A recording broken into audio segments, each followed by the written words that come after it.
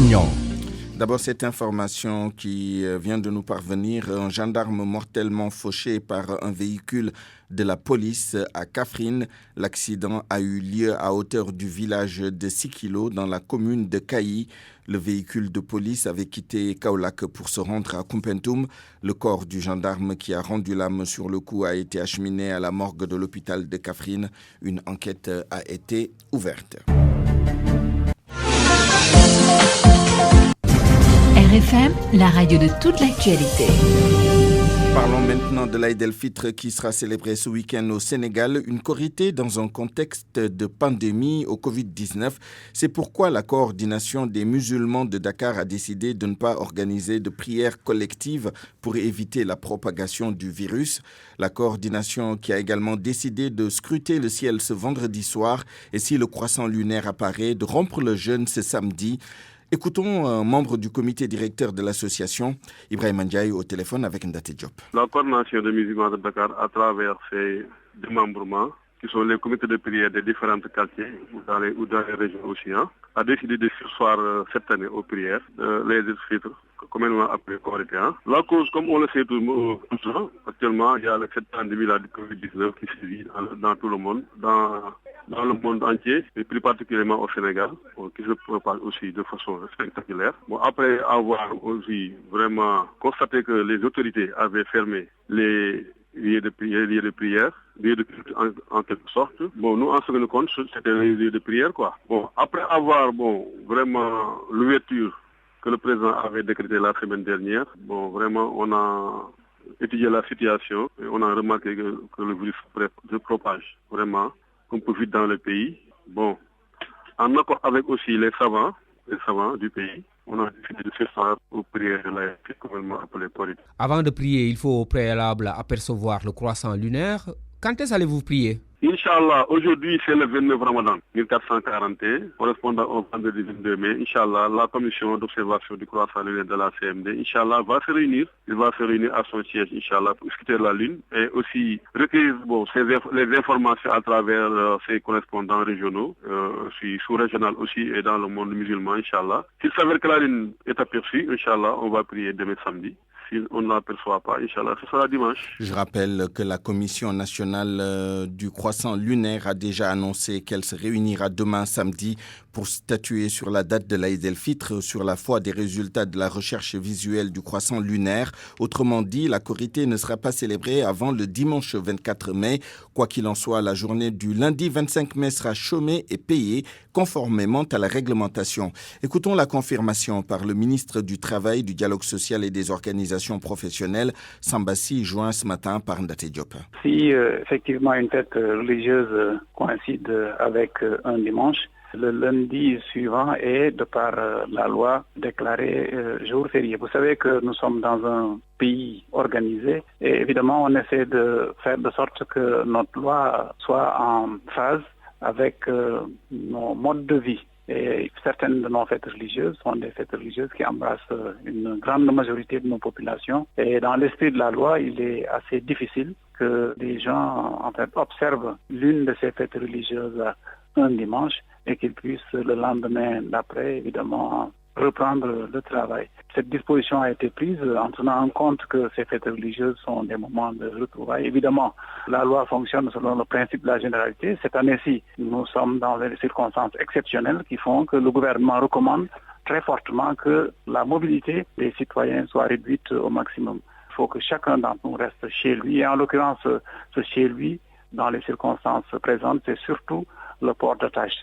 Nous déconseillons fondamentalement, évidemment, le mouvement des populations, mais dans l'esprit de la loi et de manière globale, hors contexte Covid, évidemment, il a fallu tenir compte du fait que quelqu'un qui fêterait la Korité, par exemple, un dimanche, soit dans les dispositions de reprendre le travail le lundi d'après. Pour cela que une disposition effectivement de notre corps juridique va dans le sens que nous avons indiqué. Autre aspect de la Korité, au terme du mois de Ramadan, toute personne doit s'acquitter de la Zakatul Fitr, Mouroum Kor. Il s'agit d'un acte de solidarité obligatoire. Seule une personne qui n'a pas de quoi assurer le repas et le dîner d'une journée est exemptée. Écoutons Imam Maktan Ndiaye qui revient sur le sens de la Zakatul Fitr et comment elle doit être faite. C'est une sunna très recommandée et qui incombe à tout musulman. Donc, tout jeûneur doit s'acquitter de cette aumône pour lui-même ainsi qu'à toute personne dont il assure la nourriture quotidienne. Même le bébé qui vient de naître. Le but de la zakatul fitr est de purifier l'âme du jeûneur de tout acte et propos obscènes commis durant la période de jeûne, d'aider les pauvres et les nécessiteux à rester chez eux et à ne pas s'adonner à la mendicité le jour même de la Korité. La zakatul fitr doit être s'acquittée sur la base de la nourriture la plus généralement en usage dans la localité, autrement dit la nourriture la plus consommée. Pour ce qui est de la quantité, elle est évaluée à 1,8 kg voire 2 kg par tête de personne. La zakatul fitr doit être s'acquittée le jour même de la Korité, de l'aube jusqu'avant d'aller à la prière. C'est le moment obligatoire préféré. Il est permis également de la sortir 1 ou 2 jours avant la fête. Nous Abbas nous dit celui qui s'en acquitte avant la prière aura le mérite de la zakatul fitr. Mais livré après la prière, elle sera considérée comme une simple aumône. Une épouse riche qui a les moyens peut donner sa zakatul fitr à son époux qui n'a pas les moyens. Mais le contraire est banni parce que la dépense quotidienne de l'épouse incombe au mari. Il n'est pas permis de transférer sa zakatul fitr d'une localité à une autre, sauf en cas de contrainte. Il est permis également de s'acquitter la zakatul fitr en argent, espèces, mais seulement en cas de contrainte pour la donner en nourriture. L'imam Maktar Ndiaye au micro de Soda Cham. Et puis à l'approche de la Korité, la quasi-totalité des secteurs d'activité fonctionne au ralenti. Exemple, le transfert d'argent à cause du Covid-19, les gérants ont vu leurs bénéfices baisser jusqu'à 70%. Abdoulaye Diop a fait le tour de quelques services de transfert d'argent. Voici son reportage. Il est gérant d'un multiservice, notamment d'un réseau de transfert d'argent. À quelques jours de la fête, la Korité ne se fait pas sentir dans son activité, confie-t-il. Presque toutes les activités sont au ralenti. Nous ne sentons même pas que la Korité est à l'horizon. Tu peux rester toute la journée sans faire un transfert. Et même les dépôts d'argent sont aussi en baisse. La crise sanitaire liée au Covid-19 est passée par là. Pour Paco, son bénéfice a chuté de plus de 70%. Le Covid-19, nous le sentons vraiment. D'habitude, à pareille période, on était débordé. Mais actuellement, on sent qu'il y a une rupture. Nos recettes sont en baisse de plus de 70%. Par contre, Sidi Mokhtar Samb s'en sort bien malgré la crise. Ce gérant de multiservices affirme que le transfert d'argent est l'activité la moins impactée. Pour l'instant, le transfert d'argent résiste par rapport aux autres activités, car les gens ont limité leur déplacement, même si c'est vrai que le coronavirus l'a affecté, mais c'est mieux que les autres activités. L'approche de l'Eid el-Fitr était une aubaine pour le réseau transfert d'argent, mais cette année, la fête va avoir un goût particulier dans leur secteur. Néanmoins, nos interlocuteurs continuent de garder espoir. Et puis pour clore ce chapitre, cet appel de Gora Khouma, l'un des responsables des syndicats des transporteurs, un appel donc aux chauffeurs à ne pas braver les interdictions du ministre de l'Intérieur. Il faut continuer à se calmer, dit le secrétaire général de l'Union des routiers du Sénégal. Gora Khouma soutient par ailleurs que le gouvernement doit comprendre la souffrance des routiers dans ce contexte de Covid-19 où toutes les activités sont bloquées. Propos recueillis par Jo Maron. Je lance un appel aux camarades routiers, surtout dans le secteur interurbain. Nous avons mis un arrêt de 2 mois plus dans le calme, dans la discipline. Je souhaite que ce rythme doit être continué. Pour qu'on continue ce rythme, rester dans le calme. Bien vrai que nous vivons dans le calvaire. C'est très dur, mais ça ne donne pas droit de bafouer l'état d'urgence puisque nous vivons dans le calvaire. Nous donnons la raison de travailler sans autorisation. Je lance un appel à ceux qui sont dans mon organisation et de continuer le calme. Nous qui doivent parler, on continue à parler. Le président de la République, le ministère des Affaires et des Transports, le ministère de l'Intérieur doivent vraiment regarder notre situation puisque nous vivons dans le calvaire. Mais tout cela continue à revendiquer notre droit pour se mettre en circulation et ne pas faire bras de fer pour bafouer l'état d'urgence, pour dire qu'obligatoirement, nous, on se mettra en circulation. Ça, je le conseille à personne. Restons dans les gares routières, restons là où nous sommes et restons dans la discipline. C'est l'appel que je lance à tout le monde. RFM, fréquente modulation 94.0. la radio en puissance. Covid-19 au Sénégal, 97 nouveaux cas enregistrés ces dernières 24 heures sur 1199 tests effectués, soit un taux de positivité de 8,09%. On compte 83 cas contacts et 14 cas de transmission communautaire. L'essentiel dans les quartiers de Dakar, à Cambérène, Derklé, Yoff, Guédiawaye, aux Almadies et Ngor notamment, ainsi que la cité Bissap, Liberté 4, Lamine Gueye, Keur Massar. Il y a également un cas de transmission communautaire à Touba.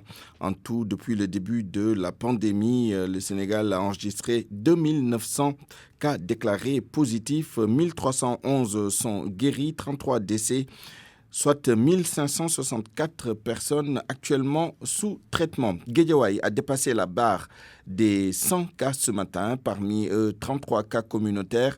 Toutes les communes sont touchées. Salif Sow. 107 cas confirmés de Covid-19, Guédiawaye a dépassé la barre des 100 ce matin. Le premier cas de coronavirus a été enregistré ici le 6 mars. Aujourd'hui, près de 30 cas sont issus de la transmission communautaire. En plus des 4 cas annoncés par le ministère de la Santé ce vendredi, 5 autres habitants de Guédiawaye testés hors du département ont contracté le virus sans savoir où et comment. Plus de 300 personnes sont en isolement au niveau des réceptifs hôteliers. Elles sont en attente de résultats. Aussi, à signaler que toutes les communes du département sont touchées.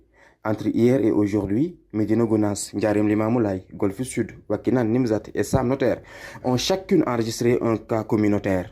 À 48 heures de la Korité, le département est devenu un point chaud. Salif Sow, Guédiawaye, Radio Futur Média. Le Sénégal qui change de stratégie de riposte au Covid-19 au fur et à mesure de l'évolution de la pandémie ainsi de la gestion des Sénégalais de retour d'un séjour forcé à l'étranger pendant le confinement, notamment en Europe, ainsi également de la gestion de la lutte au plan géographique, notamment la concentration sur Dakar et bien d'autres sujets qui ont fait l'objet de changements stratégiques. Les explications du directeur de cabinet du ministre de la Santé et de l'Action sociale dans ce sujet, réalisé par Mohamed Ali Mouba. Selon le docteur Aloyse Diouf, le directeur de cabinet du ministère de la Santé et de l'Action sociale, la bataille de Dakar va s'engager, mais il ne s'agit pas de dégarnir les régions. Les structures de santé privées devront être appelées à la rescousse dans le cadre d'une collaboration étroite entre les deux entités. Le comité régional de gestion des épidémies avec le gouverneur, mais aussi les préfets, les autorités municipales ont concocté des plans locaux de riposte et ces plans locaux-là nécessitent un appui en termes de ressources humaines, en termes de logistique et en termes de moyens matériels. Donc c'est ce dispositif-là que nous allons mettre à leur disposition pour leur permettre de pouvoir organiser la riposte à Dakar sans pour autant avoir des difficultés de cet ordre-là. Les procédures de prise en charge des Sénégalais rapatriés ont-elles changé? En tout cas, depuis hier, ces tests et confinements avant les résultats. On va continuer à avoir des Sénégalais qui reviennent. Et pour éviter que nous soyons dans une situation où il faut aller contrôler l'ensemble des personnes et pendant ce temps, vous pouvez avoir un Sénégalais, on ne le souhaite pas, qui revienne avec le porteur du virus et qui entre dans le territoire. À l'époque, il y avait le thermoflash. Aujourd'hui, on met le thermoflash, on met le test. Je crois que c'est des dispositions qui ajoutent à la panoplie de mesures que nous prenons pour éviter de rompre la chaîne de contamination. Mais beaucoup de Sénégalais ont été rapatriés, généralement de la France, et jusque-là, rien à signaler, selon le docteur Aloyse Diouf. Pour le moment, je n'ai pas les résultats des tests effectués hier. Nous attendons de voir la suite. Le suivi se fait au niveau de leur district sanitaire.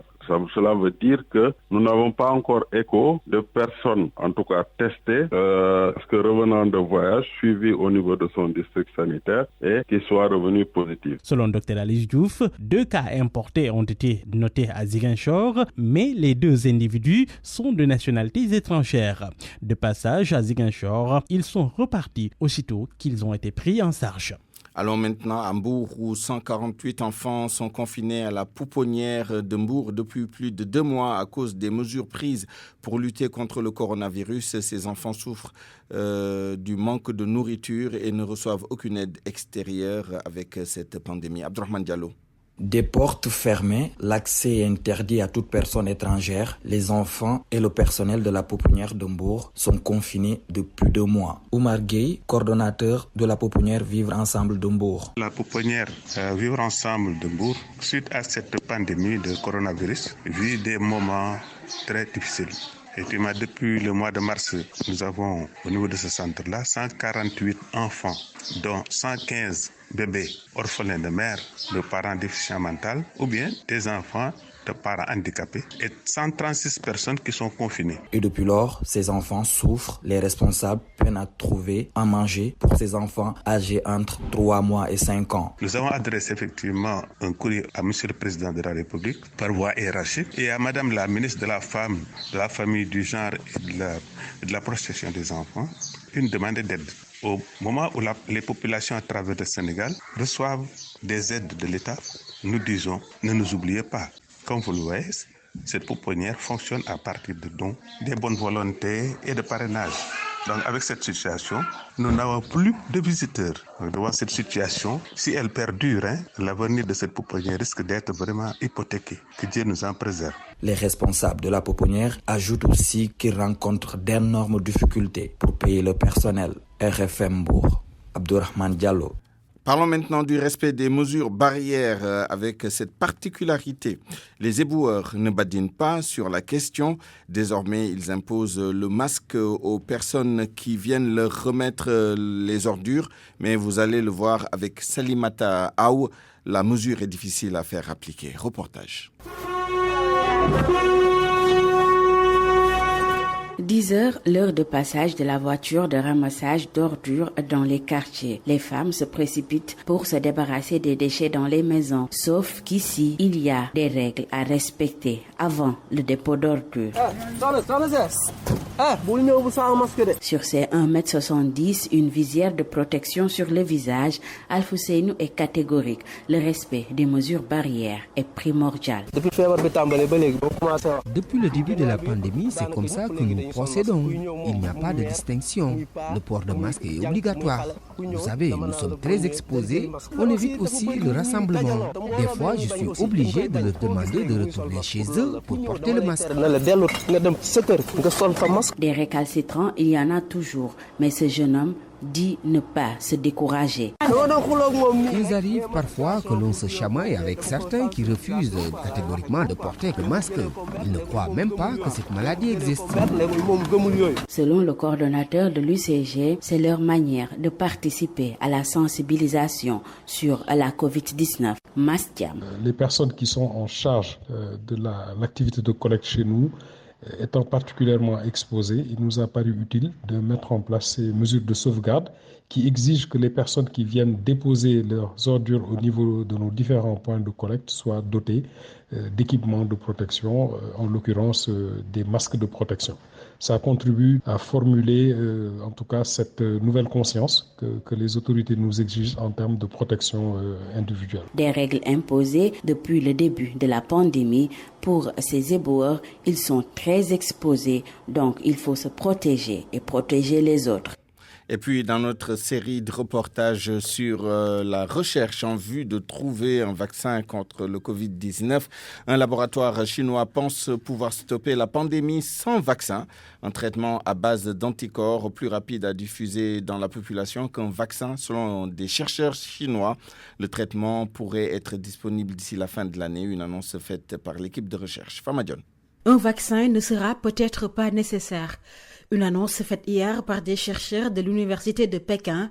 Ils affirment avoir déjà mis au point un traitement à même d'arrêter la pandémie. Ce médicament en phase test permettrait d'accélérer la guérison des malades et d'immuniser temporairement contre le coronavirus. Le traitement fonctionne déjà chez la souris. L'équipe de recherche a prélevé des anticorps auprès de 60 patients guéris avant de les injecter aux rongeurs. Au bout de 5 jours, leur charge virale avait été divisée par 2500. En clair, le médicament potentiel a un effet thérapeutique.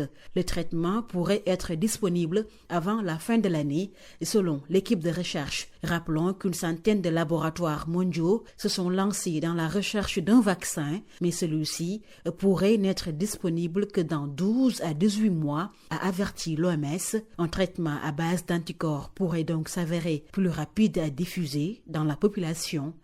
RFM. L'actualité internationale.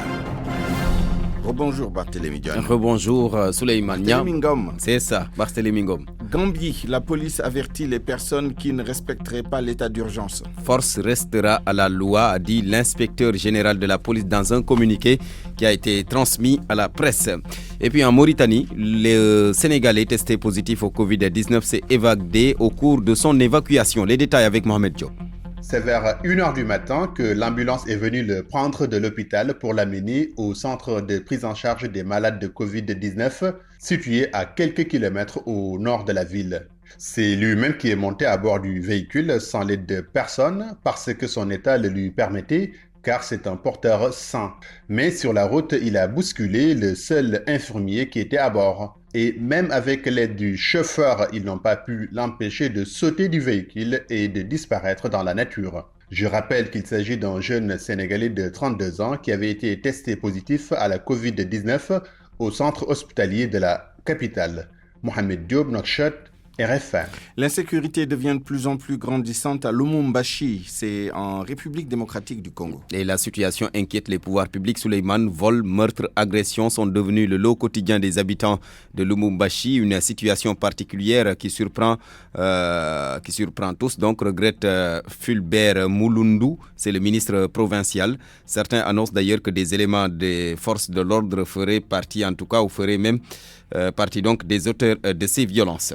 Parlons maintenant de cette menace d'intervention militaire égyptienne en Libye qui inquiète. Alors que le maréchal Haftar essuie revers sur revers depuis que la Turquie a formalisé et renforcé son soutien militaire au camp rival du gouvernement d'union nationale de Fayez el-Sarraj, le président égyptien Al-Sisi menace à son tour d'intervenir militairement en Libye pour contrecarrer l'influence croissante de la Turquie, une perspective qui inquiète le groupe de contact sur la Libye de l'Union africaine qui a tenu une réunion par visioconférence sur la question. En Somalie, l'opposition fait front contre les troupes étrangères. Et oui, les opposants exigent tout simplement le départ des troupes éthiopiennes qui ne font pas partie de la force de l'Union africaine. Nafissa Toussila.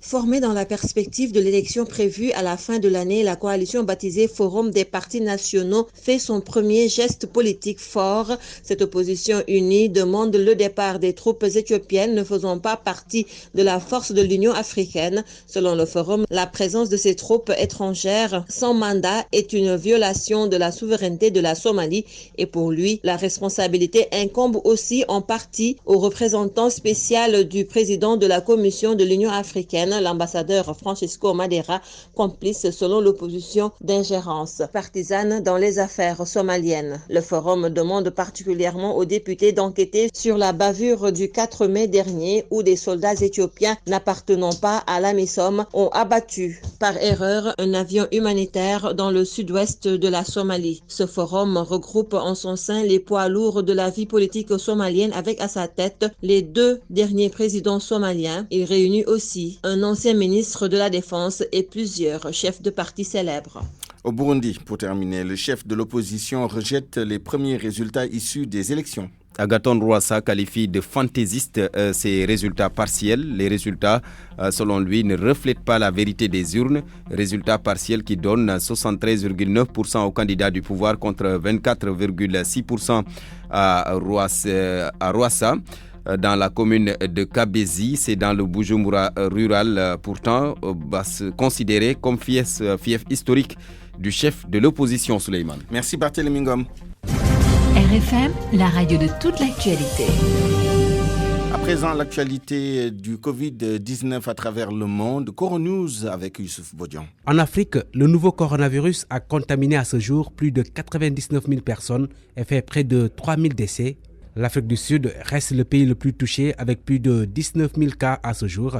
Le chef de l'État gabonais a annoncé hier dans une allocution radio-télévisée que le laboratoire installé au sein du Palais des Sports à Libreville est capable de réaliser 10 000 tests du Covid-19 par jour. Ce laboratoire, qui porte le nom du professeur Daniel Gaouma, pionnier au Gabon de la pédiatrie, est décédé des suites d'une contamination au Covid-19, va servir également aux pays de la sous-région. En Tunisie, les autorités ont décidé de rouvrir le 4 juin les mosquées et tous les lieux de culte, ainsi que les cafés, les restaurants et les hôtels, des endroits qui sont restés fermés pendant plus de 2 mois. En Tanzanie, le président John Magufuli a annoncé hier la réouverture des universités et le retour des compétitions sportives à partir du 1er juin. En revanche, l'Ouganda, la Gambie et le Soudan du Sud mettent un terme définitivement cette année à leur championnat national de football interrompu en raison du coronavirus. Plusieurs détenus de la prison de Port-au-Prince à Haïti atteints du coronavirus. Il s'agit du plus grand centre carcéral de Haïti avec plus de 3600 détenus pour une capacité de 778.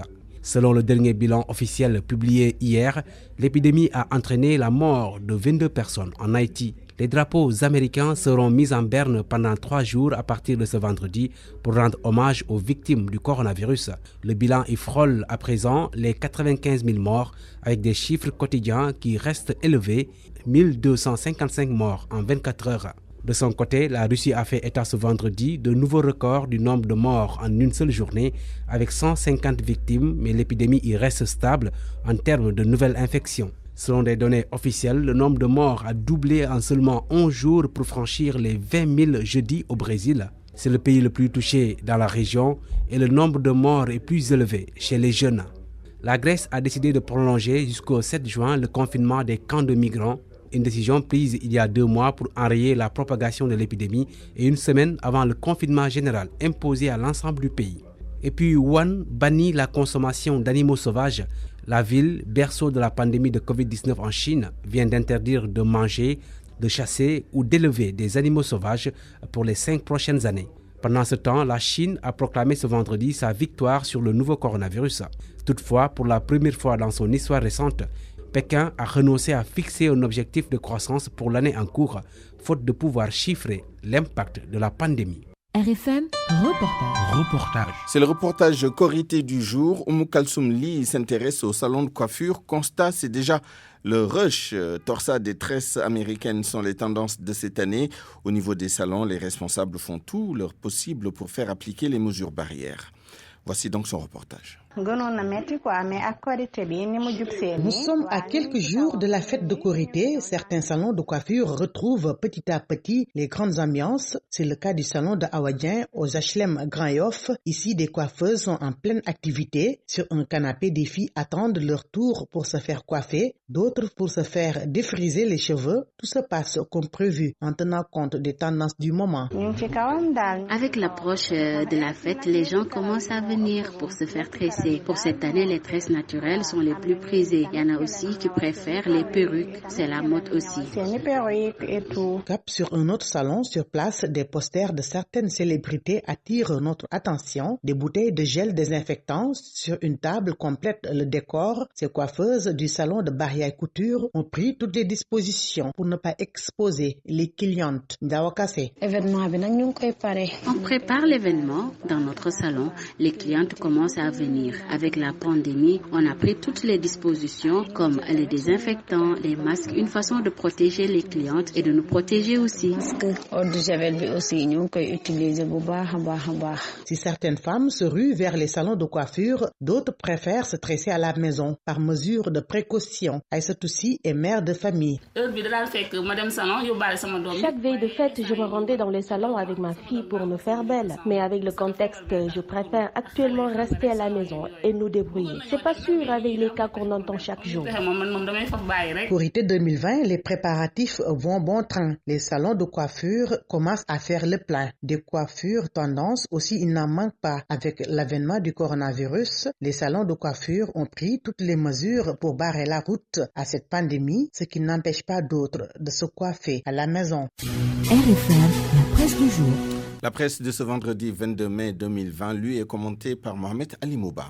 Bonjour. Crise au club des investisseurs du Sénégal. Babacar Ngom reconnaît sa légèreté et s'excuse, commente le journal Les Échos. Constatant ces errements et ceux du club des investisseurs sénégalais, avec la fameuse fausse motion de soutien à Akili, le président du club des investisseurs sénégalais a présenté ses plates excuses, remarque le journal. Il a enfin ouvert les yeux sur ces errements, écrit le confrère très enthousiaste à ce sujet depuis l'éclatement de la crise. Vous l'aurez sans doute constaté. Pour le journal Le Quotidien, le patron du plus grand groupe avicole du Sénégal reconnaît que son erreur a été d'abord de soutenir Akili contre la Sénélec sans connaître le fond du contrat liant les deux entités.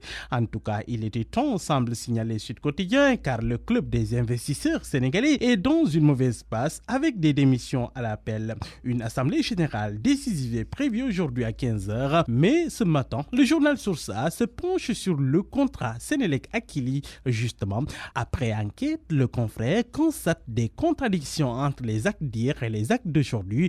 Pape Demba Bitèye, l'actuel directeur général de Sénélec, était là lorsqu'on signait le contrat. Le coronavirus au Sénégal, 3 nouveaux morts, bûcheron le journal Le Quotidien, près de 200 cas en 48 heures, dont 20 cas communautaires, 2 cas communautaires introuvables justement tout bas, écrit Vox Populi. À Dakar, la bataille capitale rappelle Libération qui note que la région s'approche des 2000 cas recensés depuis l'apparition du virus. Les centres de traitement au bord de l'asphyxie. Le ministère de la Santé et de l'Action sociale élabore un nouveau plan de guerre. Des sources autorisées renseignent que l'équipe de riposte s'apprête à rapatrier ces éléments pour la grande guerre. Dans le journal Vox Populi, l'épidémiologiste professeur Massamba Diouf explique qu'on est dans la phase 3.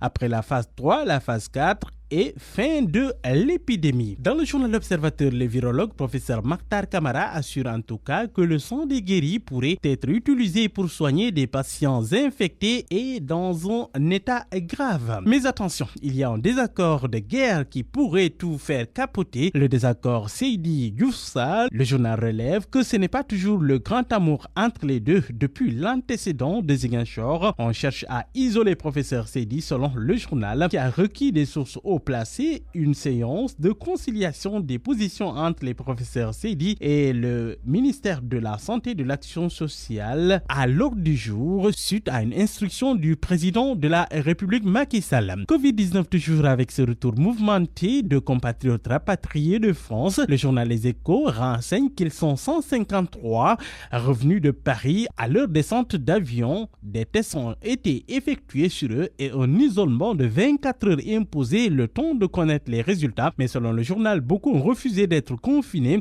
Le confrère qui s'en désole parle d'indiscipline, mais le journal Le Quotidien note le 2 poids, 2 mesures dans cette affaire. Tous mis en quarantaine à Saly, contrairement aux dernières vagues de passagers. Ce n'est ni plus ni moins que du pilotage à vue, regrette le journal. Des matons qui veulent sortir de prison, cela se passe à Rebeuss, confiné depuis 2 mois. Plus de 100 surveillants de prison au bord de la dépression, écrit le journal LAS. Il comptait sur la fête pour sortir. Eh bien, ce n'est pas encore acté, relève le journal qui nous dit qu'il ne supporte plus les 4 murs de la prison. Et puis sport, à la une du journal Stade de Quotidien, Mercato des Lions, Sabali, enfin le sourire se demandant le confrère. Déjà 2 grosses opportunités manquées, son profil lui permet toutefois de jouer dans tous les championnats, croit savoir encore le confrère. Dans le journal Record, refroidi par le prix fixé par Naples, Paris Saint-Germain jette l'éponge pour Koulibaly, relève le journal. Entre recruter Mauro Icardi et Kalidou Koulibaly, il fallait choisir et visiblement le PSG fait de l'Argentin sa priorité pour cet été. Selon le Parisien, Leonardo aurait renoncé à recruter le défenseur sénégalais, ce malgré son prix désormais fixé entre 50 et 70 millions d'euros, soit 32 à 45 milliards de francs CFA. Bonne lecture à tous. Point de vue. Regard croisé sur l'actualité du jour. À 12h36, bienvenue à Point de vue. Nous discutons aujourd'hui du faux monnayage, la contrefaçon ou la falsification de billets de banque ou de pièces de monnaie est en cours légal sur le territoire national d'un État membre de l'UEMOA. En l'occurrence, nous parlons du Sénégal à la lumière de la saisie d'une somme astronomique en faux billets dans des devises étrangères, en l'occurrence des euros. Il y a quelques jours, 6 personnes ont été arrêtées, déférées et placées sous mandat de dépôt. Pour parler du phénomène, nous sommes en ligne et en direct avec le docteur Seydina Omar Sey, économiste. Docteur, bonjour. Bonjour. Nous sommes également avec M. Bounouatine, criminologue, enseignant-chercheur à l'université Hassan Sek de Ziguinchor. M. Tine, bonjour. Bonjour, M. Alors, Vignan. je commence avec vous. Dans la large palette des grands criminels à col blanc notamment, que représente le faux monnayage comparativement aux autres, le trafic de drogue notamment? Oui, merci pour cette question. Je salue mon co-débatteur. C'est effectivement, on est dans le crime organisé et nous avons de plus en plus de personnes qui œuvrent dans cela, ce qui est nouveau. Parce que c'est un phénomène qui n'est pas du tout nouveau en tant que tel. Ce qui est nouveau, c'est tous ces dispositifs, toutes ces expertises, toute cette formation dont bénéficient un certain nombre d'individus, tels que la gendarmerie, la police nationale, pour pouvoir déceler, pour avoir des informations à même de pouvoir mettre hors d'état de nuire ces personnes, donc qui sont tapis dans l'ombre. C'est un phénomène qui existe, c'est un phénomène mondial. C'est vrai que cela a défrayé la chronique depuis quelques semaines maintenant au Sénégal. Donc ces grosses coupures, ces gros montants qui se chiffrent à coups de milliards aujourd'hui. 1291 milliards la dernière fois. C'est énorme. C'est un tiers du budget du Sénégal. C'est énorme et c'est malheureusement, je suis désolé de le dire, mais c'est la face visible de l'iceberg. On a eu des scandales récemment avec un député sénégalais, etc. Donc pour vous dire que c'est un phénomène tout à fait fréquent qui est là, tapis dans l'ombre. Et ce qui est nouveau en tant que tel, ce sont tous ces dispositifs, tous ces moyens technologiques, tous ces moyens donc policiers et de la gendarmerie qui permettent aujourd'hui de détecter. Dans le même temps, M. Tine, le niveau de sophistication de l'ingénierie criminelle en la matière est sans commune mesure. Est-ce que vous pensez que cette mise à jour des forces de défense et de sécurité en matière de détection, de poursuite, etc., est à la mesure justement des avancées technologiques du côté des criminels? Il y a des avancées du point de vue technologique, du point de vue de la formation de nos agents des forces de défense et de sécurité. Mais il faut dire qu'en la matière, comme dans d'autres domaines, comme dans le trafic de drogue, etc., la criminalité internationale, ils ont toujours un train d'avance. Ils ont toujours, il faut dire qu'ils sont assez pointus. Ils ont des technologies plus pointues que celles que nos forces de défense et de sécurité ont. Donc ils ont toujours un train d'avance sur la société, sur le cours normal de la vie, et c'est ce qu'il faut déplorer. Il faudrait mettre les moyens véritablement pour pouvoir permettre à nos techniciens, à nos experts, à nos forces de défense et de sécurité, peut-être d'être à la hauteur, voire même d'être en avance par rapport à ces nouvelles formes de criminalité. On reviendra à vous tout à l'heure sur les autres aspects de la lutte, notamment l'arsenal juridique mis en place pour lutter contre le faux monnayage, la contrefaçon et la falsification de billets et de pièces. Mais en attendant, docteur Seydina Omar Sey, évoquons les aspects économiques. Quel est l'impact, quels sont les effets du trafic de faux billets sur une économie au sens général? Et est-ce que vous avez des chiffres pour le Sénégal? Est-ce qu'on a une idée justement du niveau de circulation de faux billets dans l'économie? Et quels sont les mécanismes en jeu ici? Qu'est-ce que ça fait à l'économie d'avoir des faux billets? Écoutez, en fait, monsieur, moi je pense que, je n'ai pas les statistiques, mais ce qu'on peut retenir d'emblée, ça c'est que, en fait, les conséquences de la monnaie contrefaite sont immédiates et se traduisent par des pertes subies par des particuliers et des entreprises qui ont reçu, par exemple, des billets contrefaits. Et à plus grande échelle, les conséquences se manifestent par une instabilité économique attribuable même à la perte de confiance des investisseurs dans nos systèmes financiers. Parce que là, il faudra, je prends juste un exemple très simple, c'est-à-dire une des conséquences immédiates de la contrefaçon, c'est qu'il n'y a pas de remboursement pour un tiers ou bien un particulier qui va recevoir ces billets contrefaits. Donc là, il faudra carrément, comme l'a si bien dit M. Tine, tout simplement développer d'autres mesures ou bien des mesures coercitives afin de lutter contre ce fléau, parce que la reproduction illégale des billets de banque et l'utilisation de leurs images, même à des fins commerciales, peut engendrer encore une fois des pertes pour la Banque centrale, à qui même la création et la mise en circulation des billets incombent. La Banque centrale qui se porte systématiquement partie civile dans des procès de ce type-là. On parle également d'un impact sur le niveau des prix. Est-ce que c'est un impact réel et comment ça s'explique ? Absolument, parce que tout simplement, quand vous arrivez à inonder, par exemple, le marché, l'activité économique avec de la monnaie contrefaite, mais vous créez tout simplement un déséquilibre entre le compartiment de la sphère réelle et la sphère monétaire. Ça veut dire que l'économie physique en tant que telle n'aura pas de contrepartie. Ça veut dire que là, vous allez inonder le marché en faux billets. Ça veut dire que vous pouvez, par exemple, pour acheter, quand vous donnez des faux billets de banque à une entreprise, mais cette entreprise doit vendre à des échelles élevées pour pouvoir rattraper ses manquants à gagner. Donc ça crée de l'inflation, ça va faire subir des pertes à des particuliers, des entreprises, et même ça va miner même la confiance des agents économiques, tout simplement. Justement, vous parlez, c'est la deuxième fois que vous parlez de la confiance en la monnaie. Donc le faux monnayage entame un peu cette crédibilité d'une monnaie au regard des tiers.